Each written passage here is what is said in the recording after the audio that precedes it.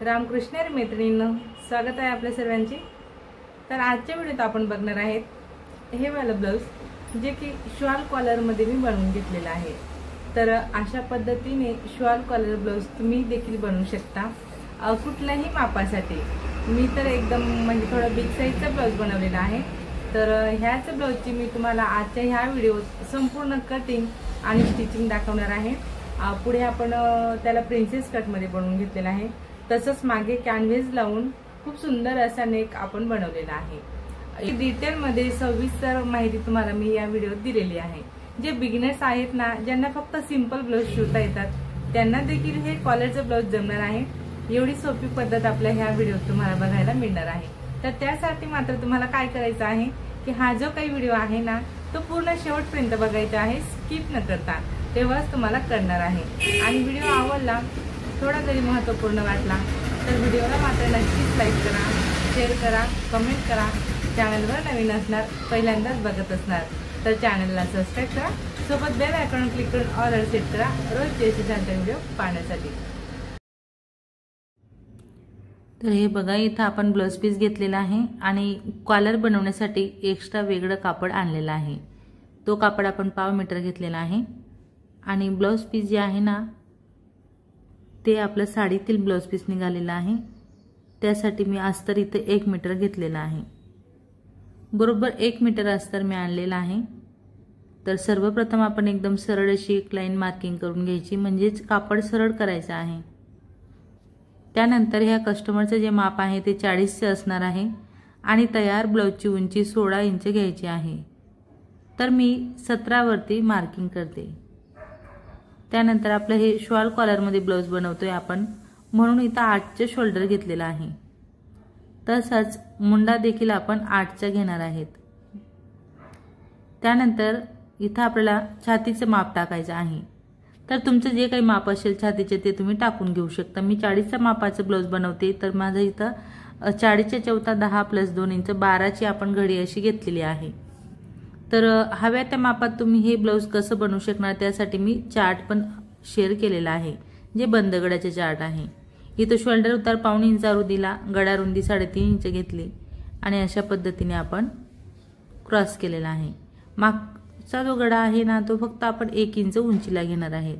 ठीक आहे, collar blouse तुम्ही जर बनवत असणार कुठलंही तर तुम्हाला 1 इंच ही जी आहे ना ती गळा उंची मागे घ्यायचीच आहे, तेव्हा कॉलर व्यवस्थित बसत असते। आता फ्रंट आपण बनवतोय। फ्रंटसाठी शोल्डर तसंच मुंडा आपण 8 इंच घेतलेला आहे। त्यानंतर फ्रंट पार्ट मध्ये आपण छातीच्या चौथा + 3 इंच घेतलेला आहे, म्हणजे बरोबर 13 ची घडी आपली असणार आहे, कारण डायरेक्ट कापडवर कटिंग करतोय म्हणून 1 इंच आत घ्यायचं। फ्रंट मुंड्याचा आकार देण्यासाठी आपल्याला 1 इंच आतमध्ये घ्यायचं असतं आणि मग तो पॉइंट आपण असा क्रॉस करत इथं असा मुंड्याचा आकार दिलेला आहे। तसंच 1/2 इंच उतार द्यायचा आहे। 3.5 इंच, 3.25 ते 3.5 मी इथं गळा रुंदी घेतलेली आहे आणि पुढचा जो गळा आहे ना कस्टमरचा तो मी मोजून घेतलेला आहे 8 इंचाचा। तर आपण 8 वर पॉइंट लावत असे व्यवस्थित छान असं काटकोन केला आणि त्यातून मी असं गळ्याचा शेप दिलेला आहे। म्हणजे आपण शॉल कॉलर बनवतोय ना त्यासाठी मी हा जो आकार आहे तो असा दिलेला आहे। फ्रंट पार्ट साठी आपण 17 इंच + अर्धा इंच असं करणार आहेत, म्हणजे टोटल 17.5 इंच उंची आपल्याला फ्रंटला घ्यायची आहे। 2 मार्किंग आपल्याला खाली हे करायचे असतात। टक्स पॉइंट घ्यायचा आहे 11 वरती, आडवा टक्स घ्यायचा आहे आपल्याला 4.5 वरती, तोच पॉइंट खाली मॅच करायचा आणि अर्धा इंच मार्जिन आपल्या आयहुक पट्टीकडे घ्यायचा आहे आणि 2 इंच ह्या बाजूला घ्यायचा आहे।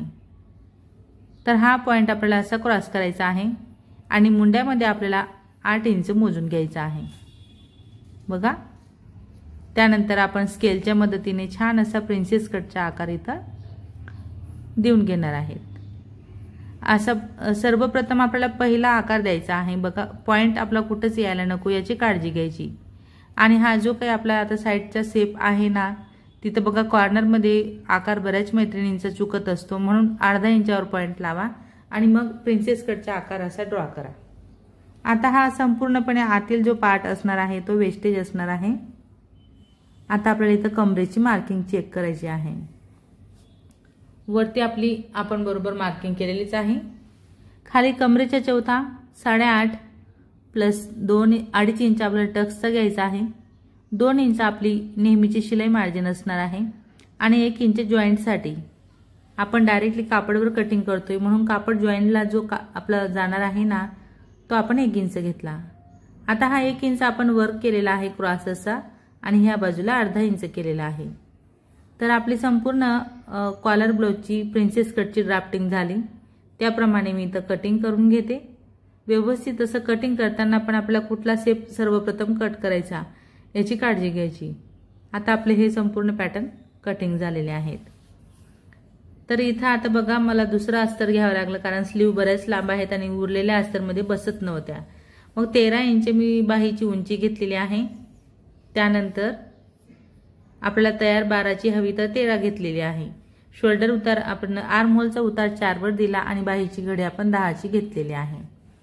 आकार असा मी सहज देऊन घेतलेला आहे बरोबर हाताने व्यवस्थित आणि खाली दंडघेरच्या निम्मे प्लस 2 इंच आपल्याला घ्यायचा आहे।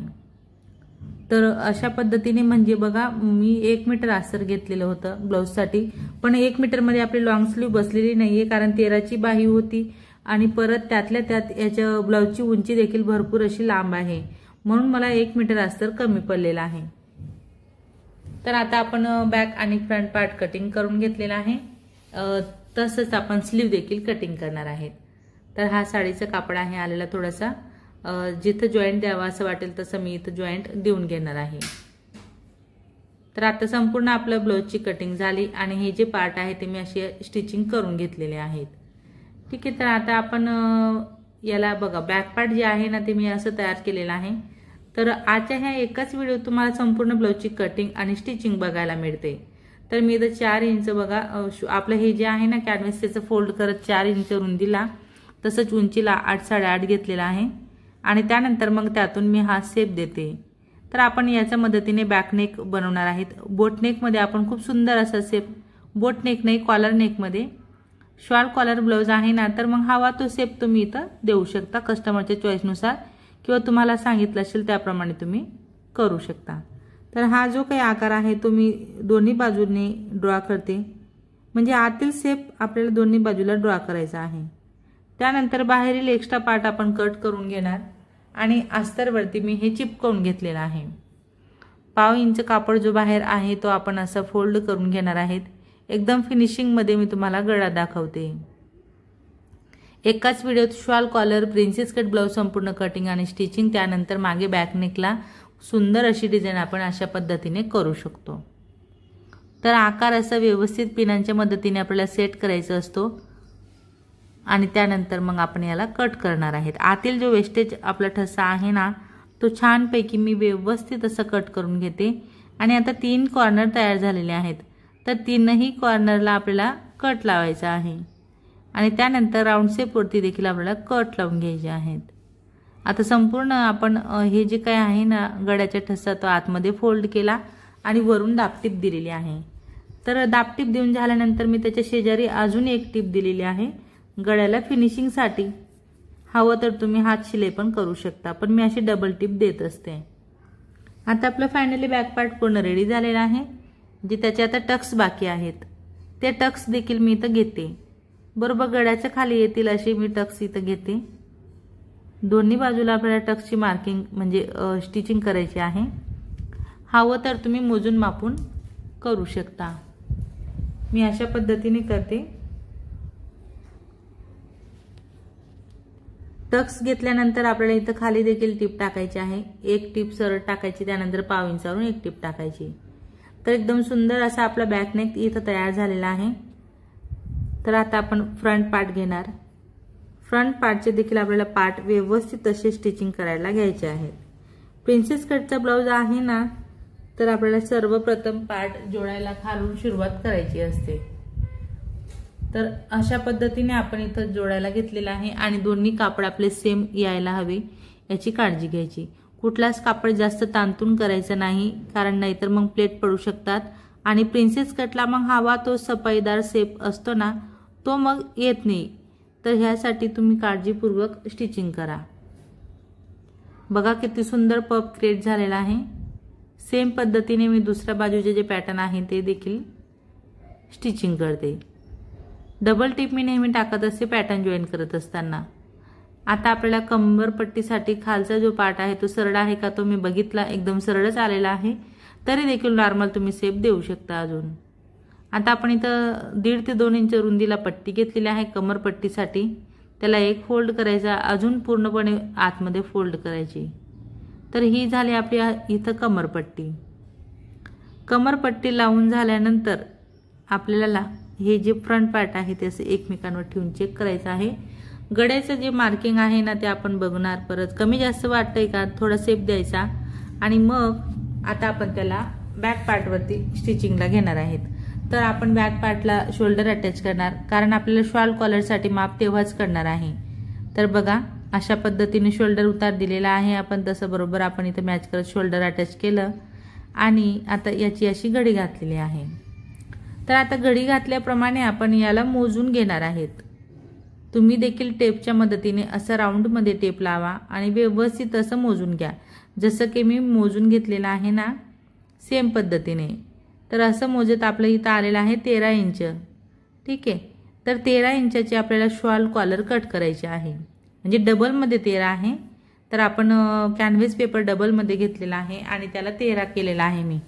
13वर मार्किंग केल्यानंतर आपण त्याची उंची घेणार आहेत कॉलरची 3 इंच।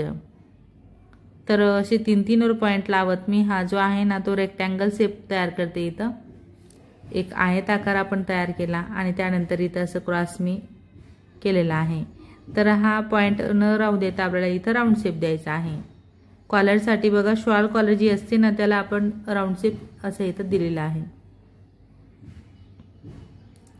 ओके, आता अशा पद्धतीने आकाराप्रमाणेच आपण याला कट करणार आहेत। खूप सिंपल असते बघा कॉलरचा ब्लाउज बनवणं देखील। तुम्ही फक्त लक्षपूर्वक जर का बघणार ना तर तुम्हाला अशाच पद्धतीने तुम्ही कुठल्याही मापाचे ब्लाउज बनवू शकणार।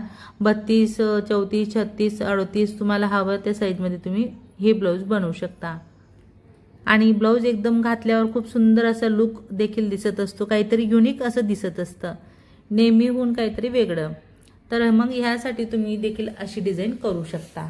तर आपण ही कॉलर आपण आता ब्लॅक कापडावरती चिपकवून घेतली आणि खालून हा जो आहे ना तो अर्धा ते पाव इंच कापड मी असं फोल्ड करते सरळ बाजूला। नीट लक्षपूर्वक बघा की आपण कापड कुठं फोल्ड केला, सरळ बाजूवरती, आणि त्यानंतर ही कापड आपण अशी फोल्ड केलेली आहे, म्हणजे त्याला कापडवर अशी अर्ध्यात फोल्ड केली आणि वरून टिप टाकलेली आहे। जो आकार दिला होता ना आपण त्या आकारावरून टिप टाकली। तसंच खाली देखील मी आता थोडं पाव इंच असं ठेवलेलं आहे एक्स्ट्राचं कापड। आता आपण त्याला असं पलटवून घेणार आहेत। छानपैकी आपल्याला त्याला काय करायचं आहे, पलटवून घ्यायचं आहे आणि वरून आता आपल्याला तिथं दाबटीप द्यायची आहे। ओके, अशा पद्धतीने आता आपण इथं सेंटरला कट लावलेला आहे। कॉलर आपली इतपत तयार झाली। तसंच आपण बॉडी पार्ट जे तयार केले ना ब्लाउजचे त्याच्यात देखील सेंटरला कट लावायचा आहे बॅक पार्टच्या। बघा सेंटरचा पॉइंटला आपण कट लावला, त्यानंतर उलट पार्टवरती आपण कॉलर अशी ठेवून घेतलेली आहे। कटला कट मॅच करायचा आहे, सेंटरला सेंटर पॉइंट मॅच करायचा आणि आपल्याला एका बाजूने कॉलर लावून घ्यायची आहे। शोल्डरचे जे जॉइंट आहेत ना ते थोडे क्रॉस कटिंग करायची की जेणेकरून तिथं प्लेट पडायला नको आणि कॉलर जी आहे ना ती एकदम सफाईदार आपली लावली जायला हवी। यासाठी आपल्याला शोल्डरचे जे जॉइंट असतात ते असे क्रॉस कटिंग करायचे असतात, जसे की मी करून घेतलेले आहेत। आता इथं देखील काय करायचं असतं, आपल्याला गळ्याचा जो काही कापड असतो तो क्रॉस झालेला असतो तो ताणायचा नसतो। अगदी अलगद हाताने कॉलर आणि दोन्ही पार्ट आपले बरोबरच यायला हवे। जर का तुम्ही थोडंफार ताणतून करणार तर मग तुम्हाला एखाद पार्ट कमी पडू शकतं। इथं आपण शोल्डर जवळ बरोबर कट लावतोय की आपल्याला कॉलर व्यवस्थित अशी फोल्ड करता यायला हवी।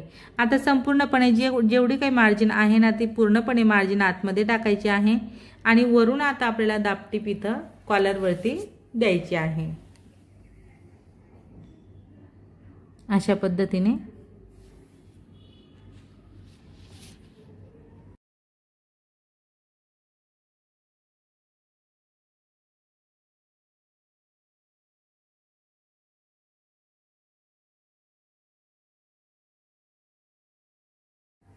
आता आपली कॉलर इथं जोडून झालेली आहे।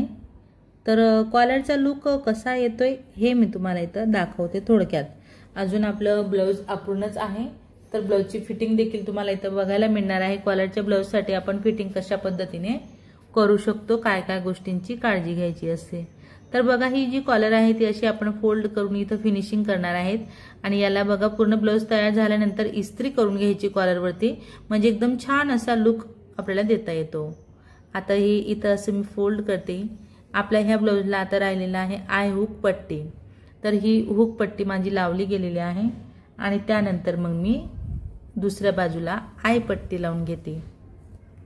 ओके, अशा पद्धतीने आय पट्टी आपली ही वाढीव असते म्हणून तिला कटिंग करत असताना तुम्ही 3 इंच रुंदीला कट करा। दोन्ही बाजूला फिनिशिंग असल्यामुळे खालून तसंच वरून दोन्ही बाजूने आपण अस्तर असं फोल्ड करणार आहेत। ओके, अशा पद्धतीने आता हे अस्तर असं आपल्याला फोल्ड करायचं आहे आणि त्यानंतर आपण शिद्या बाजूवर याला एक फोल्ड करत अजून एक फोल्ड असा घेणार आहेत। वाढीव पट्टी आपली ही असते, लक्षात घ्या, मी नेहमी सांगत असते ही वाढीव पट्टी असते। आता बघा कॉलरच्या पुढे माझी बरोबर ही म्हणजे 1 इंचाच्या आसपास आपली ही पट्टी मी वाढून घेतलेली आहे। तर आय पट्टी केव्हाही वाढीव असते तेव्हा तुमचं ब्लाऊज फिटिंगला चांगलं बसेल। ओके, आता आपली आय हुक पट्टी लावून झाली। आपण आता स्लीव अटॅच करण्याच्या आधी बॅक आणि फ्रंट चेक करणार आहेत। तर बॅक आणि फ्रंट चेक करण्यासाठी आपल्याला अशी घडी घालायची आहे की जेणेकरून आपल्याला शोल्डरचे माप देखील इथं कळणार आहे। बरोबर शोल्डरला शोल्डर मॅच करायचे, बॅक पार्ट आणि फ्रंट पार्टचे 4ही पार्ट आपल्याला असे घ्यायचे आहेत आणि व्यवस्थित असं मॅच करायचं आहे। ह्या ज्या काही गोष्टी आहेत ना ह्या तुम्हाला येणं खूप गरजेचं आहे किंवा तुम्ही देखील ह्या गोष्टींची काळजी घेत जा। जेव्हा आता आपलं ब्लाऊज बघा शोल्डर जोडून झाले आणि आपले स्लीव लावायचे आहेत, बाहेर लावण्याच्या आधी आपल्याला हे बघणं गरजेचं आहे। साईडला मी शेप दिला सारखं केलेलं आहे। आता इथं आर्महोलच्या पार्टला बघा आपण इथं देखील शेप देणार आणि सारखेपणा करणार आहेत। आता आपण बॅक आणि फ्रंट आजूबाजूला ओपन करणार आणि त्याला परत पुन्हा आपल्याला शेप देण्याची गरज वाटते का, मी असं बघते आणि मग पुन्हा अजून नॉर्मल असा शेप देते। तर बघा किती आपल्याला गोष्टींची काळजी घ्यायची असते की ब्लाऊज कटिंग करायलाच महत्त्व नाही तर स्टिचिंग करते वेळेस देखील आपल्याला ह्या गोष्टींची काळजी घ्यायची आहे। तर आपलं बॅक आणि फ्रंट आता ओके आहे बाही जोडून घेण्यासाठी। तर आपल्या इथे बाह्या देखील आपण तयार करून घेतलेल्या आहेत। बरोबर फ्रंट पार्टला खोल आकार येतो बाहीचा, मुंड्याचा आर्महोलचा जो शेप असतो ना फिशकटवाला तो पुढे येत असतो, हे पण लक्षात घ्या। स्लीव जोडून झाल्यानंतर आता मी एक शेवट अशी टिप टाकते काठावरून, अगदी 1/2 इंचावरून आपल्याला टिप टाकायची असते स्लीव जोडल्यानंतर आणि मग फिटिंगला घ्यायचं आहे। तर आता बघा कमरेचं माप आहे आपलं 34 इंचाचं, वाढीव पट्टी सोडत मी 34 पर्यंत मोजून मार्किंग केलेलं आहे। त्यापुढे आपला टेप बघा किती इंच जास्त येतोय, तिथंच आपल्याला टेप फोल्ड करायचा आहे, अजून एक फोल्ड करायचा आणि तो जेवढं येते ना माप तेवढंच आपल्याला इथं मार्किंग करायचे आहे। ठीक आहे, आता तोच फोल्ड आपण ह्या बाजूला देखील शिलाईचा पुढे असं उमटवून घेतलेला आहे आणि इथं आपल्याला छातीचा चौथा भाग घ्यायचा आहे म्हणजे 10। तर अशा पद्धतीने जेव्हा तुम्ही फिटिंग करायला घेणार ना ब्लाऊजची तेव्हा तुम्हाला नक्कीच ब्लाऊज चांगलं जमणार आहे। आता इथं दंडघेरचा जो आहे ना माप तो 6.5चा म्हणजेच 13चा आपला दंडघेर होता, तर मी त्याच्या निम्मे 6.5 घेतलेला आहे। पहिली टीप आपली फिटिंगची असते, त्यानंतरच्या ज्या टीप आहेत ना त्या मार्जिनच्या असणार आहेत। तर मी 3 ते 4 टीप इथं टाकून घेते। एकदम परफेक्ट अशी तुम्ही बघू शकता आपलं एल्बो पर्यंत स्लीवचं ब्लाऊज आहे आणि माझ्या शिलाई कुठेच क्रॉस झालेल्या नाहीयेत, एकदम सरळ अशा शिलाई आलेल्या आहेत। तर भरपूर मैत्रिणींचे प्रॉब्लेम असतं की त्यांच्या शिलाई क्रॉस होत असतात आणि त्यातल्या त्यात शिलाई तर क्रॉस होतातच पण बाहीचे जे जॉईंट असतात ना ते देखील सेम येत नाही। तर अशा पद्धतीने ब्लाऊजची फिटिंग करा तुम्ही, तेव्हा तुम्हाला नक्कीच चांगलं असं जमणार आहे। तर इथं देखील मी छातीचा चौथा भाग मोजून घेतलेला आहे। फायनली आपलं संपूर्ण ब्लाऊज असं तयार झालेलं आहे, बघू शकता किती सुंदर फिनिशिंग आपल्या ब्लाऊज इथं आलेली आहे। बाहीचे जॉईंट पण सेमच आहे आणि पूर्णपणे ब्लाऊज एकदम परफेक्ट असं फिनिशिंग मध्ये इथं शिवून तयार आहे। ना बॅकची उंची कमी आहे ना फ्रंटची उंची कमी आहे, बरोबर आपलं ब्लाऊज तंतोतंत इथं आलेलं आहे। तर तुम्ही पण अशाच पद्धतीने नक्कीच ट्राय करा। बघा एकदम परफेक्ट असा तर मग मैत्रिणींनो, आजच्या व्हिडिओत मी तुम्हाला शॉर्ट कॉलरच्या ब्लाऊजची संपूर्ण कटिंग आणि स्टिचिंग दाखवलेली आहे, अगदी सविस्तर डिटेलमध्ये माहिती देत. तरी देखील जर का तुम्हाला कुठला पॉइंट कळला नसेल तर तुम्ही मला कमेंटमध्ये विचारू शकता. आणि आजचा हा व्हिडिओ तुम्ही माझा पूर्ण शेवटपर्यंत बघितला त्याबद्दल तुमचे सर्वांचे खूप खूप धन्यवाद. असेच माझे व्हिडिओ बघत चला व मला सपोर्ट करा. व्हिडिओ आवडला असेल, थोडा जरी महत्त्वपूर्ण वाटला असेल तर व्हिडिओला मात्र नक्कीच लाईक करा, शेअर करा, कमेंट करा. चॅनलवर नवीन असणार, पहिल्यांदाच बघत असणार तर चॅनलला सबस्क्राईब करा. सोबत बेल आयकॉन क्लिक करून ऑलवर सेट करा रोजचे असे छान छान व्हिडिओ पाहण्यासाठी. चला तर मग भेटूया आपण पुढच्या एक छान असे व्हिडिओ आणि नवीन डिझाईन सोबत. धन्यवाद.